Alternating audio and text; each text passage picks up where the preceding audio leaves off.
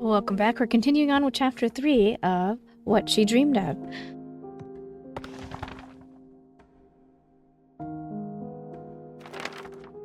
Only Mom's room was left. Holding the old doorknob, I felt as if I were about to meet Mom herself after all this time. Her room was filled with boxes, all neatly labeled and sorted by purpose. Somehow it seemed like she knew she wouldn't be coming back, and one box in particular caught my attention. Things I couldn't throw away. This box contained many trophies that I've never seen before.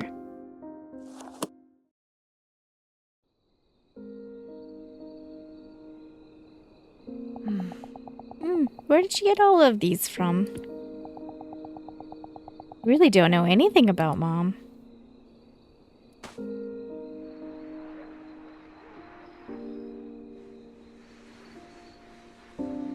Huh? This looks exactly like the symbol I saw on the teacup.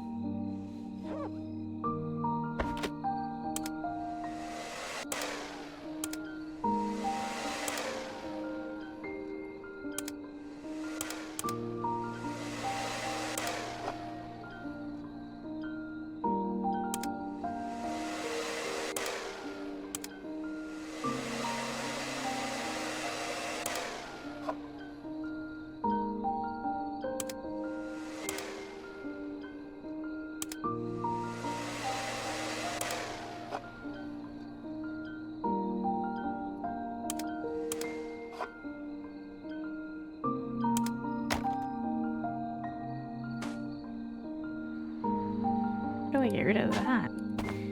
Look. Oh. Cloth seems to work just fine. Never mind.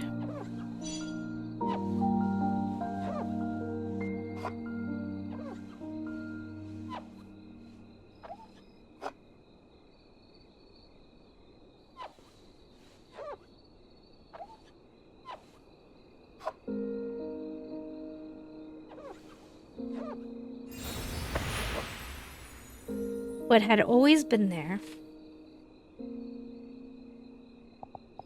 Dad, what's that? A trophy? Yep, I got this for winning first place in a math competition. Cool, huh? Wow, does Mom know? Well, there's no way you wouldn't show her something this cool. Of course she knows. I bragged about it all the time. But then she'd look at me with that sullen look and bring the box. Ugh. The box? By Dora, how about a snack? We have cheesecake. Dad, don't change the subject. A trophy I had never seen before. Writing competition first place, Lily Mayer. It was the same symbol as the teacup.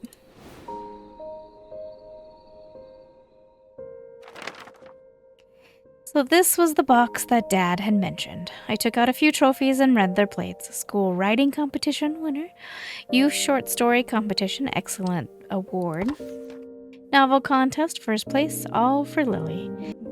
These accolades demonstrated how much she had achieved, and they were proof of the dream Mom once had. She was talented enough to win all of these awards.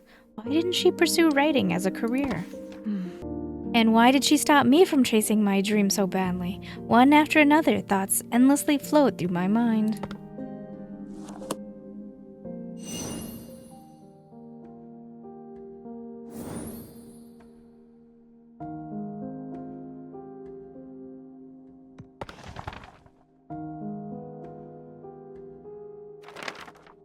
Things were never the same after Mom threw away my cassette tape. I couldn't pretend that nothing had happened. This persisted after high school, and so I left home to study music at a distant university. I told myself I wouldn't call her until I had succeeded. Back then, I believed that once I graduated university, success would easily find its way to me. However, just as Mom had warned, the world was much colder than I had thought. Awards and words and praise became more and more meaningless. The further I drifted from success, the more I avoided calling Mom. I could just hear what she'd say. That's why I told you to stop. I told you it'd be a waste of time. I wasn't ready to hear those words to my face, and even after I changed my phone number, I couldn't bring myself to call her. After some time, I received an unexpected call from my aunt. Mom had passed away. The thing is if her mother had supported her and gave her the words that she wasn't hearing in real life, that could have also encouraged her to continue finding success and making herself successful, because she was getting praise from one person, and it wasn't all just bad. Still finding this hard to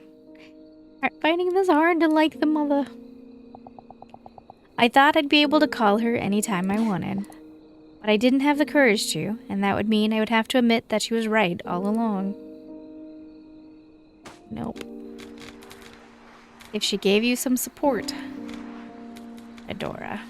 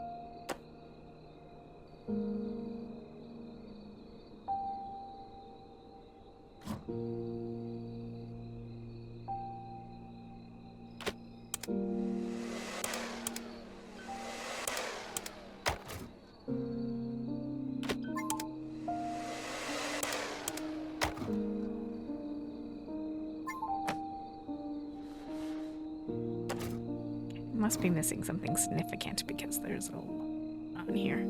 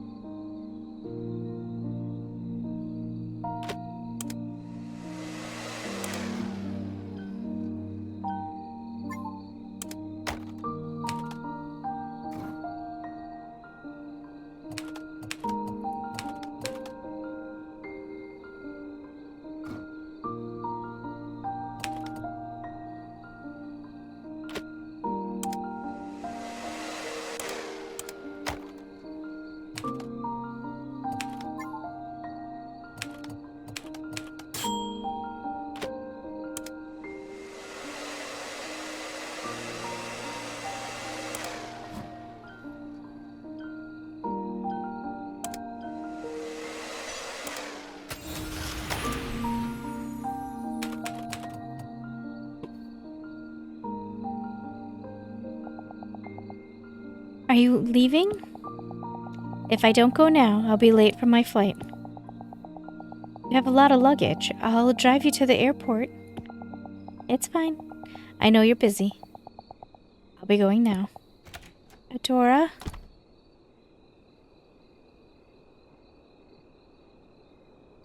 A typewriter that looks like a prop from black and white films.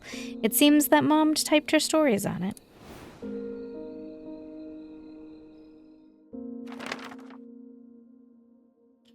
Come to think of it, that was the last conversation we ever had.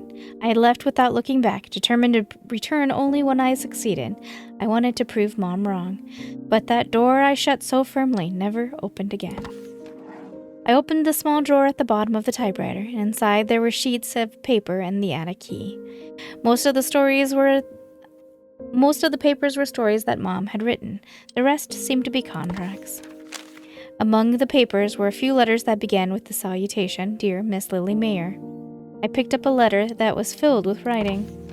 "Dear Miss Lily, it has been some time since I last penned a letter to you. I recall in your previous letters that you had been a fan of mine for some time now. I wanted to let you know that I read the story you sent this time as well.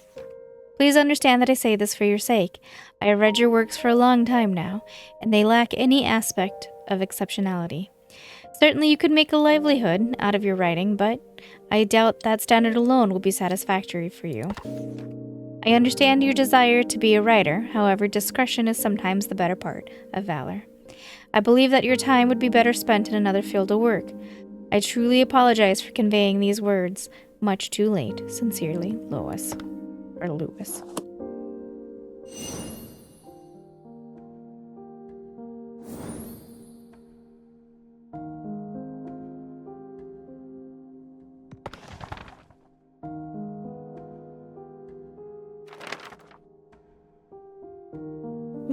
Lewis was the name of Mom's favorite writer, a writer that she admired, the one who might have even inspired her to pursue writing.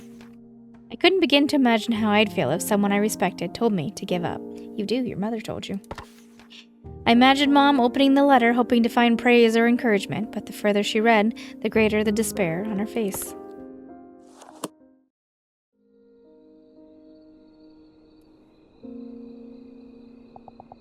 If a composer I admired had said the same to me, I wouldn't have been able to take it either.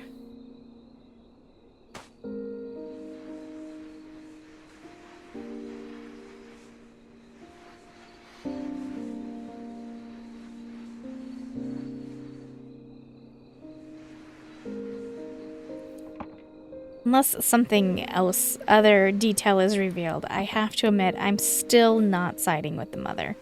I understand why she said what she said and why she was bitter, but that could have been a life lesson for her to turn around and try to encourage her daughter. And instead, she kept the same cycle up.